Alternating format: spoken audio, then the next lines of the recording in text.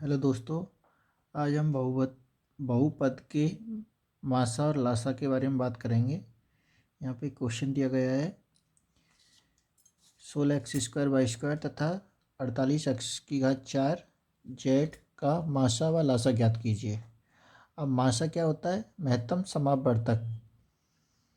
और लासा क्या होता है? लघुत्तम समापवर्त्य। इसको लासा को एलसीएम भी बोलते हैं, लीस्ट कॉमन मल्टीपल, और मासा को एचसीएफ बोलते हैं, हाईएस्ट कॉमन फैक्टर। अब मासा एचसीएफ निकालते हैं। सबसे पहली संख्या की एक ये है, एक ये है, दो संख्या दी हुई हैं। तो पहले ले ली 16x² y²। अब सबसे पहले यहाँ पे देखेंगे, एक तो ये वाली वैल्यू दी हुई है, ये 16 संख्या दी हुई है। 16 का सबसे पहले अभाज्य गुणनखंड कर लेंगे।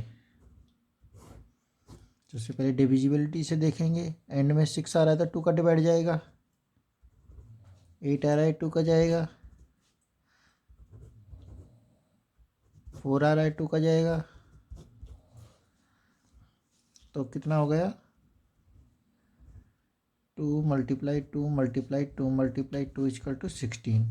अब इसको बार बार लिखने की जगह पे हम लिख सकते हैं 2⁴ = 16।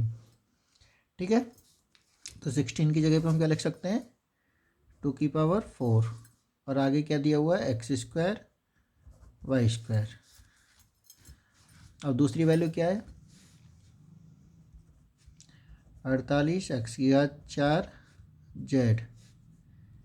अब इसका भी हम अभाज्य गुणनखंड करेंगे। 48 एंड में 8 आ रहा है 2 का डिवाइड जाएगा, 4 आ रहा है 2 का डिवाइड जाएगा, 2 आ रहा है 2 का डिवाइड जाएगा, 6 आ रहा है 2 का डिवाइड जाएगा,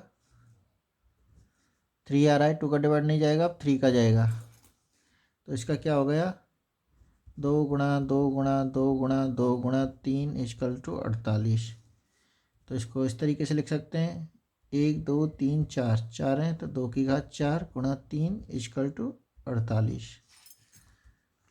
तो 2⁴ × 3 = x4 जेड। ये लिख दिया, इस तरीके से लिख दिया। अब देखिए क्या निकालना है? मासा। इसको क्या बोलते हैं? Highest common factor.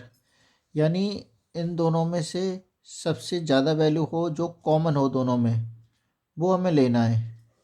अब देखिए 2 का मल्टीपल आ रहा है, 2 का मल्टीपल इसमें आ रहा है, ये वाली वैल्यू देखनी है। ये दोनों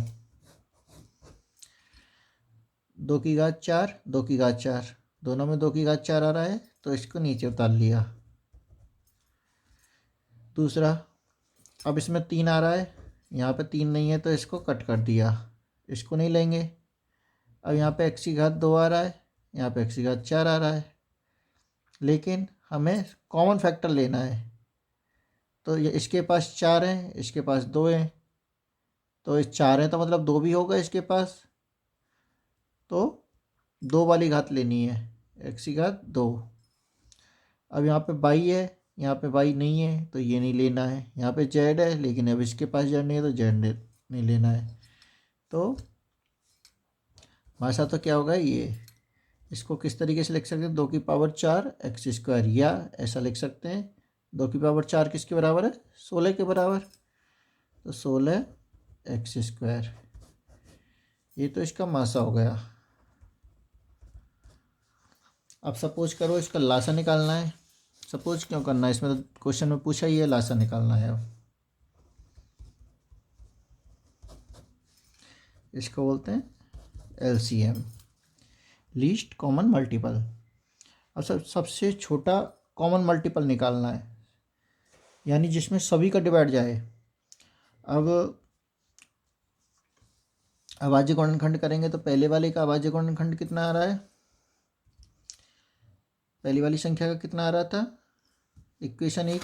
इसको इक्वेशन 1 लिख देते हैं, इसको 2 वाला मान लेते हैं। देखो पहले वाले में कितना था, 2 की power 4 X square Y square, और दूसरे वाले का कितना था, 2 की पावर 4 गुणा 3 x4 और z, ये थे।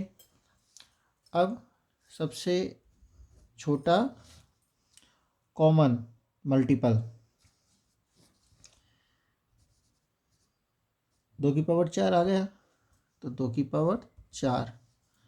अब देखिए 3, 3 को इसमें है नहीं, इसमें है, लेकिन हमें कॉमन मल्टीपल लेना है। तो अगर हम इसको अगर नहीं लेंगे तो जो मल्टीपल आएगा उसमें 3 का डिवाइड नहीं जाएगा, सॉरी 3 का मल्टीपल नहीं होगा, तो 3 का मल्टीपल ही लेना पड़ेगा, ये वाला। अब एक्स स्क्वायर और x4 कॉमन मल्टीपल लेना है हमें। कॉमन मल्टीपल x तो है दोनों में, लेकिन हमें मैक्सिमम वैल्यू वाला लेना होता है इसमें, x4। अब बाई स्क्वायर और z, सभी को मैक्सिमम वैल्यू वाला लिख देना है। एक्स स्क्वायर को नहीं लिखेंगे क्योंकि x4 है हमारे पास, इसको मल्टीप्लाई करके लिखेंगे। 2 की घात 4 को 16 गुणा 3 x4 वाई स्क्वायर और z, इसको दोबारा से मल्टीप्लाई करेंगे। 16×3 = 48 x4 Y square z।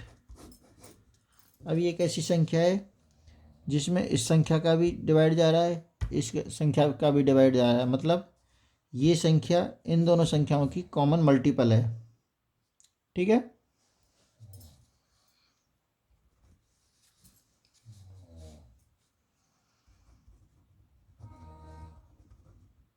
Thank you.